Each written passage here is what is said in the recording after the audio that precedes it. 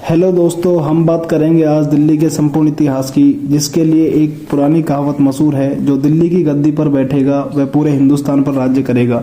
दिल्ली जो कि भारत की राजधानी मानी जाती है, जिसे महाभारत काल में भी पांडवों ने अपनी राजधानी बनाया था, लेकिन उस समय दिल्ली को इंद्रप्रस्थ के नाम से जाना जाता था। दिल्ली जिस पे 7वीं शताब्दी से लेकर 19वीं शताब्दी के दौरान दिल्ली पर 11 राजवंशों ने शासन किया था, जिनमें से न जाने कितने शासक दिल्ली के तख्त पर बैठे, जिसमें से राजपूतों को दिल्ली का असली संस्थापक माना जाता है। 736 ईस्वी में तोमर राजवंश ने दिल्ली पर राज्य करना शुरू किया था।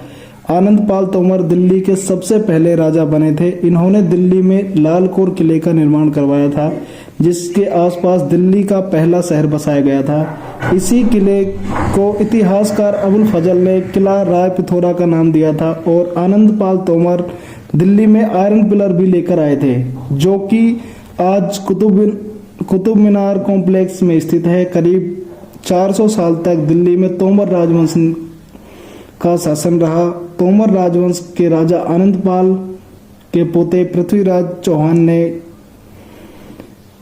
दिल्ली पर 1180 से 1192 तक शासन किया। पृथ्वीराज चौहान एक महान व समझदार योद्धा थे। उन्होंने पहले ही पता लगा लिया था कि इस्लामिक शासक भारत में प्रवेश करने की योजना बना रहे हैं। पृथ्वीराज चौहान ने अधिक संख्या में राजपूतों को एक साथ मिलाया और काफी हद तक विदेशी ताकतों को रोकने की कोशिश की थी। 11वीं शताब्दी के अंत में मोहम्मद गोरी ने सिंध और पंजाब राज्यों को जीत लिया था और दिल्ली पर सत्ता स्थापित करने की कोशिश की, लेकिन पृथ्वीराज चौहान ने उसको इन सब में नाकाम कर दिया था। असल में राजपूत शासक उसूलों के साथ अपनी बहादुरी के लिए भी जाने जाते हैं। वे कभी भी निहत्थे व कमजोर पर कभी भी वार नहीं करते। 1911 में तराइन के प्रथम युद्ध में पृथ्वीराज चौहान ने मोहम्मद गोरी को बहुत ही बुरी तरह परास्त किया था, लेकिन उस समय मोहम्मद गोरी को मारा नहीं, जो कि पृथ्वीराज चौहान की सबसे बड़ी गलती रही है। इसके बाद 1192 में मोहम्मद गोरी ने दूसरा तराइन का युद्ध लड़ा, जिसे तराइन का द्वितीय युद्ध कहा जाता है। इस दौरान पृथ्वीराज को हार का सामना करना पड़ा। पृथ्वीराज दिल्ली के अंतिम राजपूत शासक माने जाते हैं। मोहम्मद गोरी ने अपने गुलाम कुतुबुद्दीन ऐबक को 1206 में दिल्ली का शासक बना दिया और इसी साल दिल्ली सल्तनत की स्थापना की। कुतुबुद्दीन ऐबक दयालु किस्म का राजा था। अक्सर वह अपनी प्रजा के बीच उनके जरूरत का सामान बंटवा दिया करता था। कुतुबुद्दीन ऐबक ने दिल्ली में कुतुब मीनार को बनाने की शुरुआत की थी और 2.5 दिन का झोंपड़ा जैसी अन्य ऐतिहासिक इमारतों का निर्माण करवाया था। कुतुब मीनार का निर्माण संपूर्ण इल्तुतमिश द्वारा करवाया गया था। इल्तुतमिश ने बाहरी ताकत चंगेज खां जैसे शासकों को रोके रखा। दिल्ली सल्तनत की चौथी शासक रजिया सुल्तान बनी, जो कि दिल्ली की पहली व दिल्ली की अंतिम महिला शासक रही। और इल्तुतमिश के बाद अन्य शासक बहुत ही कमजोर साबित हुए। इसलिए तुर्की आक्रमणकारी जलालुद्दीन खिलजी ने 1290 में खिलजी राजवंश की स्थापना की। जलालुद्दीन एक शांत व उदारवाद किस्म का राजा था, लेकिन सन 1296 में उसके भतीजे व दामाद अलाउद्दीन खिलजी ने अपने ससुर की हत्या कर दी और सिंहासन हड़प लिया। अलाउद्दीन खिलजी ने अपना साम्राज्य दक्षिण भारत के मदुरई क्षेत्र तक जमा लिया था। इसके अलावा गुजरात, मालवा, चित्तौड़गढ़, मेवाड़, जालोर, रणथंभौर जैसे काफी राज्य अपने साम्राज्य में मिला लिए थे। अलाउद्दीन खिलजी ने दिल्ली में फ्री मार्केट की स्थापना की, लेकिन अलाउद्दीन खिलजी की मृत्यु के बाद खिलजी राजवंश का भी पतन होना शुरू हो गया। मुबारक शाह खिलजी राजवंश का अंतिम शासक रहा, जिसे एक पागल शासक भी माना जाता है। कहा जाता है कि मुबारक शाह के बहुत ही अजीब शौक थे। वह शराबी तो था ही, लेकिन वह महल में नग्न भी घूमा करता था और बाकी महिलाओं व पुरुषों को भी इसी तरह रहने की सलाह देता था। वह कई बार तो महलों में बिना कपड़ों के ही घूमा करता था। 1320 ईस्वी में मुबारक शाह के वजीर खुसरो खान ने ही उसकी हत्या कर दी। सन 1320 में दिल्ली में तुगलक वंश की स्थापना हुई। 1320 में गयासुद्दीन मोहम्मद तुगलक ने तुगलक वंश की स्थापना की। इसके बाद मोहम्मद बिन तुगलक दिल्ली का बादशाह बना, जिसने दिल्ली छोड़कर दौलताबाद को दिल्ली की राजधानी बनाया, जिससे विदेशी आक्रमणकारियों ने इस बात का फायदा उठाने का सोचा। तैमूरलंग ने सन 1398 में दिल्ली पर आक्रमण कर दिया, जिसमें तैमूरलंग ने इतना आतंक मचा दिया कि दिल्ली लूटे जाने पर दिल्ली को संभलने में पूरे 100 साल का समय लग गया था। सन हराकर 1414 में तैमूरलंग ने खिज्र खां को दिल्ली का शासक बना दिया था, जिससे 1414 में सैयद वंश की शुरुआत हुई और यह वंश दिल्ली के इतिहास का सबसे कमजोर राजवंश माना जाता है, जिससे यह वंश बहुत ही कम समय तक दिल्ली पर टिक पाया।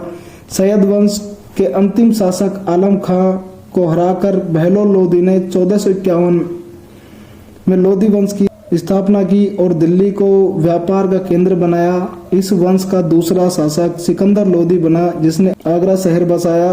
दिल्ली के लोदी गार्डन में लोदी राजवंश के शासकों के मकबरे बने हुए हैं। लोदी वंश के अंतिम शासक इब्राहिम लोदी रहे हैं। इब्राहिम लोदी वैसे तो एक ताकतवर शासक के रूप में जाने जाते हैं, लेकिन उसके शक करने की बहुत बड़ी और बहुत बुरी आदत थी। छोटी छोटी बातों पर वह अपने मंत्रियों को भी मार दिया करता था। हर किसी को शक की नज़र से देखा करता था। इब्राहिम लोदी को गद्दी से हटाने के लिए उसके दरबार में गवर्नर के रूप में अलाउद्दीन व दौलत खां थे। माना जाता है कि उन दोनों ने बाबर को भारत आने का न्योता दिया। बाबर को भारत आने का इससे अच्छा मौका नहीं मिलने वाला था, जिससे वह काबुल छोड़कर भारत आ गया। सन 1526 में इब्राहिम लोदी व बाबर के मध्य पानीपत का पहला युद्ध लड़ा गया,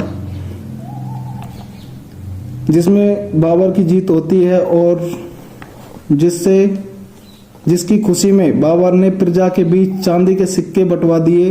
वह एक दरिया दिल वाला इंसान माना जाता है। सन 1527 में बाबर ने राणा सांगा और 1528 में चंदेल के राजाओं को भी परास्त कर दिया था, लेकिन बाबर इस जीत की खुशी ज्यादा लंबे समय तक नहीं रख पाया। 1530 में उसकी मौत हो गई। बाबर के बाद 1530 में उसके बेटे हुमायूं ने दिल्ली का शासन संभाला था। हुमायूं बहुत ही शांत स्वभाव का राजा था। हुमायूं के खिलाफ उसके भाइयों ने ही षड्यंत्र रचा, जिस कारण उसे जान बचाकर भारत से भागना पड़ा। सन 1540 में दिल्ली में सूर्य वंश के राजाओं ने राज्य किया।